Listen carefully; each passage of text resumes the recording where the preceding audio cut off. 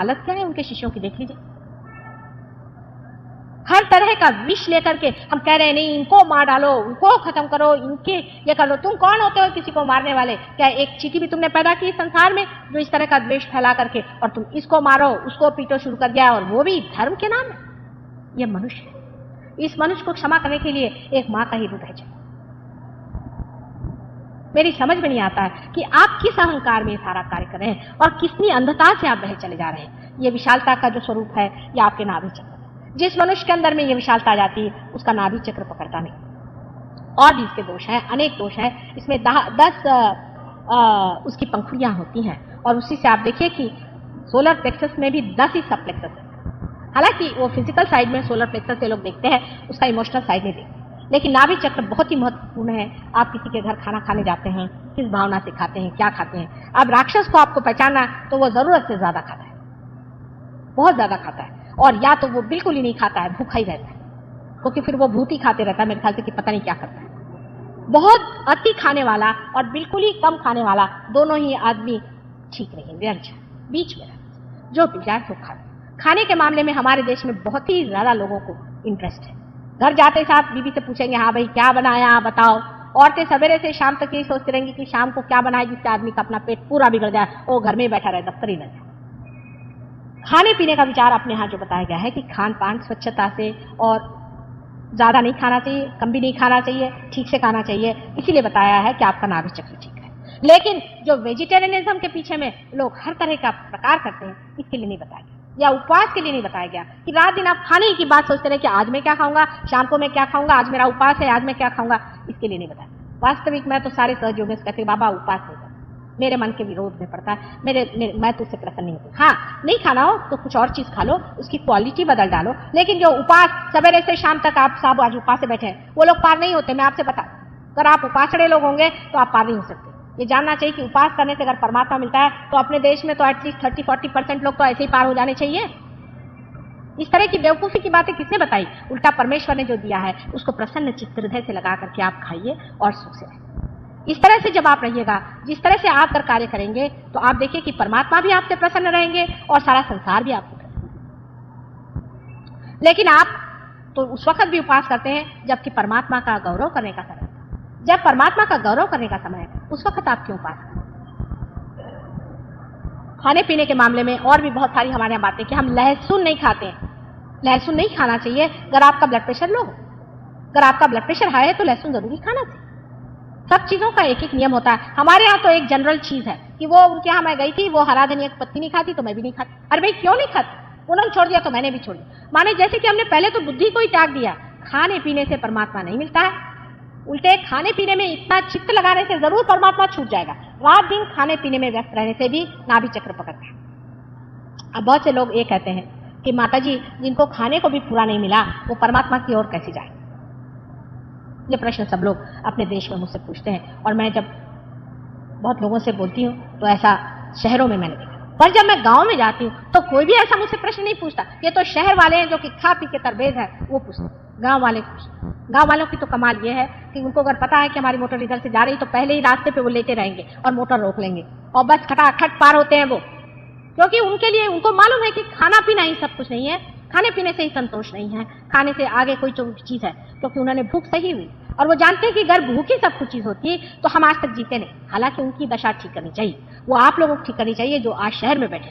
लेकिन वो जब तक आप पार नहीं होंगे, जब तक आपकी शक्तियां जागृत नहीं होगी, आप वो चीज ठीक नहीं कर सकते। लेकिन एक बहाना ढूंढा जाता है, उसके पीछे में छिपकर कहा जाता है कि माता जी जब तक लोगों की दशा, आपकी दशा क्या है? आप तो मोटरों में घूम रहे हैं, खूब आराम से खा रहे हैं, और आप कह रहे हैं हम गरीबों की दशा अच्छी करें। अगर कोई भूखा आदमी मुझसे ऐसा आकर कहे तो मैं उस बात को मान्य कर सकता, लेकिन मैंने आज तक देखा नहीं कि कोई गरीब आदमी ऐसी बात उठाएगा। यहाँ पे कलवा से बहुत ही गरीब खानदान के लोग हमारे यहाँ पे, और जब भी आएंगे कोई ना कोई फूल लेके आएंगे। मैंने कहा क्यों बेटे इतना खर्चा करते हर समय? मुझे उनका बड़ा जी लगता है, इतने प्रेम से आते रहते हैं और इतने प्रेमी लोग हैं। अभी मैं उनके यहाँ प्रोग्राम में गई तो जहाँ से मेरी मोटर से मैं गई हूँ उतने सारा रास्ता इन लोगों ने बत्तियां जलाई थी, और वहां पहुंची तो सारी बत्तियां, और इतने गांव के लोग 1000 आदमी इतने प्रेम से वहां पहुंचे। मैं एकदम से मेरे तो जी भराया। मैंने कहा बेटे इतना तुमने क्यों खर्चा किया? हमारे व्यवस्थापकों से मैंने कहा बाबा इनका जो पैसा दे दो, इतना इन्होंने खर्चा किया, इनका पैसा दो। कहा माता जी हमने तो एक पैसा नहीं खर्चा किया, लोगों को पता हुआ कि आप आ रहे हैं तो ये साहब ने हमको ये भिजा दिया, उसने वो भिजा दिया, जिसका मंडप था उसने अपने आप लगा दिया कि चलो माता जी हमारे आशीर्वाद करें। कभी मैंने देखा नहीं कि उन्होंने हमसे कहा कि हमें खाने को दो कि पीने को दो। माँ हमें परमात्मा दो। वो लोग मांग रहे हैं और आप लोग उस आड़ में भाग रहे हैं।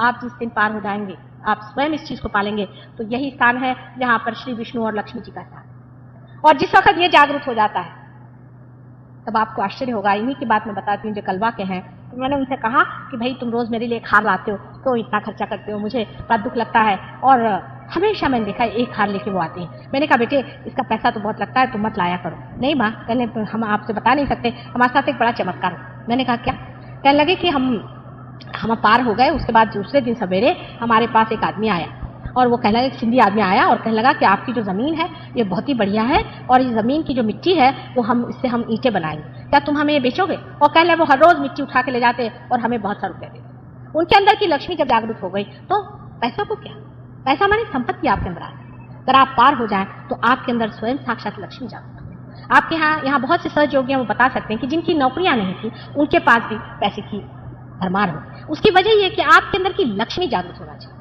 अब लक्ष्मी का मतलब पैसा नहीं होता, लक्ष्मी का मतलब संतोष। मनुष्य के अंदर वो एक तरह से संतोष आता है। मैं देखती हूँ करोड़ोंपति लोग मेरे पास आते हैं, करोड़ोंपति लोग, लेकिन कहते माता जी हमारे जरा आइएगा आप हमारे घर में, हमारे यहाँ वो बिजनेस खोल रहे हैं, आपके आशीर्वाद से अच्छा चलेगा। अभी भी उनको ये लगा है कि अभी और रुपया है। और मैंने कहा आपके इनकम टैक्स तो ऐसे ही पड़ रहा है, काहे को बिजनेस और खोल रहे हो, उसे और परेशानी होगी। कोई बात नहीं माता जी, वो तो हम इंतजाम कर लेंगे। ये पैसा नहीं होता। पैसा का मतलब है संतोष। पैसे का मतलब है लक्ष्मी का स्वरूप। लक्ष्मी स्वयं माँ है। लक्ष्मी के एक हाथ में दान है, एक हाथ में आश्रय, दो हाथ में कमल। दो हाथ में कमल है माने जिस आदमी के पास लक्ष्मी है वो कमल जैसा प्रेम और गुलाबी कमल है, प्रेम का त्योहार होता है। उसके घर में आप जाइए तो एक तरह की उसके अंदर कोजीनेस होनी चाहिए। उसके घर में आप बैठिए तो उसके अंदर से प्रेम उमड़ना चाहिए। उसको मैं रईस मानती हूँ जिसका घर हमेशा खुला है। मैं अपने पिता की बात बताती हूँ जो कि लीजेंडरी लोग सोचेंगे। मेरे पिता का घर सुबह शाम 24 घंटे खुला रहता। वो भी रियलाइज्ड आदमी थे और वो कहते पता नहीं बेटे कोई भी भूला भटका आ जाएगा, उसको पानी की जरूरत पड़ जाए, कुछ पड़ जाए तो उसको अंदर आ जाए। और हमारे फादर के यहाँ कभी चोरी नहीं, कभी नहीं। और हमारे घर के जितना भी सामान था वो सारा कम्युनल था, माने जितनी कारपेट थी वो आपकी बाहर जाती थी, बिछती थी लोगों के लिए और उसी में उनको आनंद आता था। फिर यही नहीं याद रहता था कि किसको दी थी कारपेट पिछले शादी में। उनका सारा ही सामान बाहर घूमते रहता था और वो कभी कभी घर पे आ जाता था और ज्यादातर वो घूमते रहते, कहते भाई उनके घर गया वहां से उठा लो, उनके घर गया उनके यहाँ से उठा। उनको ये कभी मालूम नहीं था कि अपनी जो भी चीज है उस संपत्ति को या उस जिसको कहना चाहिए कि अपनी संपदा, उसको खुद ही अपने बाल बच्चों के साथ और बैठ करके एंजॉय करें कभी भी। और वही बात मैं आज देखती हूँ कि अगर आज हमारे कैपिटलिस्ट लोगों में ये बात दिमाग में आ जाए कि ये हमारे अकेले एंजॉय करने की चीज नहीं है लेकिन सारे समाज को बांट के खाए, तो ये सारे प्रश्न समाज के एकदम टूट जाएंगे। उनको लक्ष्मीपति होना चाहिए, पैसा वाला नहीं होना चाहिए। पैसे वाले को कोई नहीं पूछता है, उसको कोई भी नहीं जानता है, उसके बच्चों को तक कोई नहीं मानता है जब तक आप समाज में विपरीत अपने होते नहीं। और सहजो ये पूरी तरह से कैपिटलिज्म है क्योंकि आपकी पूरी शक्ति जागृत होती है और पूरी तरह से कम्युनिज्म है क्योंकि इसका वितरण करना है। यही है जिसमें कि दोनों चीजें मिल जाती हैं और यह आपके नाभि चक्र के जागृति से होता है कि मनुष्य पूरी तरह से इस शक्ति को एकत्रित कर ले और पूरी तरह से शक्ति को जब तक वितरित नहीं करता। आप जैसे कल मैं यहाँ 11:15 बजे तक थी और एक साहब 10 बजे आकर माँ आप घर जाओ, तुमको बहुत देर हो रही, लेकिन मेरे अंदर इतना ज्यादा कल वाइब्रेशंस का जोर था कि मैंने कहा कि नहीं ये तो बाठी के जाऊंगी नहीं, तो मैं तो यहीं खड़ी खड़ी देती रही। अब मेरे घर में बच्चे भी कहते हैं कभी कभी 2-2 बज जाते हैं, 3-3 बज जाते हैं, मुझे कभी थकान ही नहीं आती। रात दिन मुझे इसे मजा आता कि मैं देती ही रहूं क्योंकि मैंने बहुत पाया है और इसीलिए मैं देती हूँ। अगर मैंने पाया नहीं होता तो मैं नहीं देती, लेकिन मैंने अनेक चीजों में पाया और इतना पाया है, इतना भरपूर पाया कि पूरे तरह से मैं देना ही चाहती। ऐसा आदमी जब उसकी जागरूक हो जाती है लक्ष्मी जी शब्द को आप समझे, मैं पैसे की बात नहीं कर रही क्योंकि पैसा बड़ी घिनौनी चीज है, लेकिन लक्ष्मी साक्षात देवी जी है। जब ये लक्ष्मी आपके अंदर जाग जाती है ऐसा आदमी चमकता है। एक भी आदमी ऐसा कहीं हो उसको जन्म जन्मांतर तक लोग याद करते हैं, उसको बार बार याद करते हैं, अरे वो है, वो आदमी है। जैसे कि हम अपने पिता का आपसे बता रहे हैं, जब उनकी मृत्यु हो गई उसके बाद मेरे भाई की शादी, हम देखते हैं कहीं से घी चला रहा है, कहीं से कुछ चला रहा है, कहीं से कुछ चला रहा है। हम लोगों के समझ में नहीं आ रहा था कि ये सब लोग कौन ला रहे हैं। हमने कहा कि भैया क्या, कहले अरे आपके पिताजी वो तो एकदम भगवान थे, उन्होंने तो हमारा ये बच्चे को बचा लिया, उन्होंने तो हमारा ये कर दिया। रात दिन वो रत रहते थे दुनिया में। उसी तरह के आप भी हो सकते हैं अगर आपकी नाभि चक्र जागृत हो जाए, आप में एक कॉन्फिडेंस आ जाए।